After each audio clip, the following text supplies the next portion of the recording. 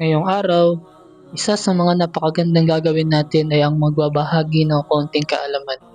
Kaya't ako'y bumangon na para nang sa ganun makapaghanda na para sa mga kailangang gawin at gagamitin para sa isang maiksing pag-aaral.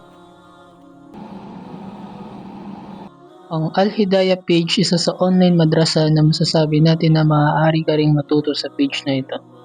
Dahil ang pag-aaral dito ay masasabi natin na stable din at napakarami ding guro ang nagbabahagi ng kanilang mga kaalaman sa page na ito. Ang schedule ko dito ay tuwing Webes, alas 8 ng gabi para sa mga kakauwi lang galing sa trabaho at para ay makaka-attend din sila kahit papaano gaya ng sinabi natin kahit nakahiga ka lang, nagluluto o nakaupo ay maaari kang makapakinig ng mga lecture dito. Actually, pwede din natin i-play ang mga lecture ng ating mga ulama na nasa atin ng kung paano natin gagawin. Assalamualaikum warahmatullahi wabarakatuh. Alhamdulillah, so ngayon ay Thursday ng gabi. Mashallah, so yun pa rin, meron tayong muhadara. Bibigay ng lecture every Thursday kasi actually nung mga nakaraan Thursday kasi day off. Kaya, ayun. At ang paksa na pag-uusapan natin ngayon ay patungkol sa zikir, sa pag-alala kay Allah subhanahu wa ta'ala. Pero bago yun, lalagay tayo na yan. No.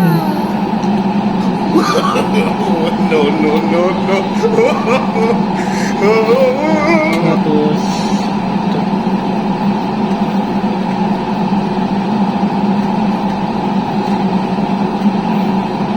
wala naman ito siyang ibig sabihin.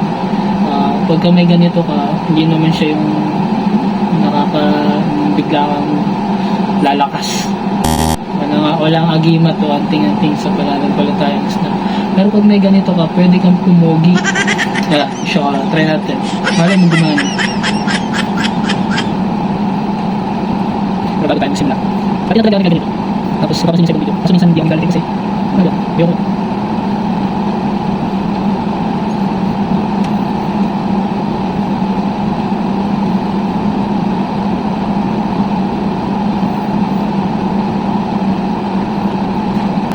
Tawag dito trademark.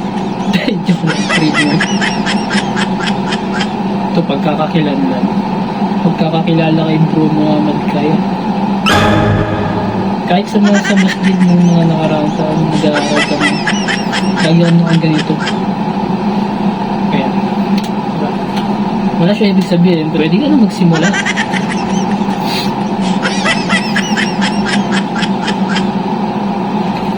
Ngunit subalit natapot!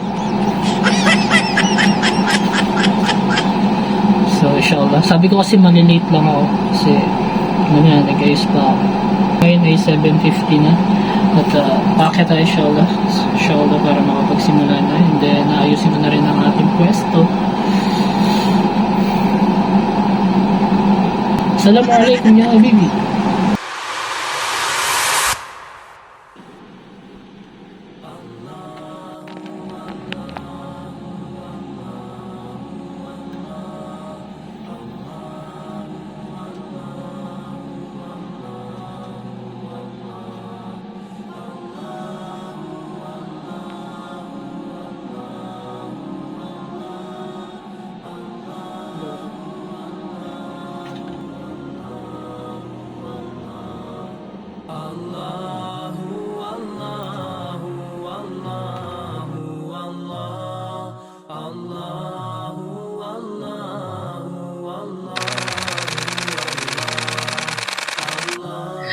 Ilang gantimpala, ilang kabutihan ang nakukuha natin sa mga sandaling iyon.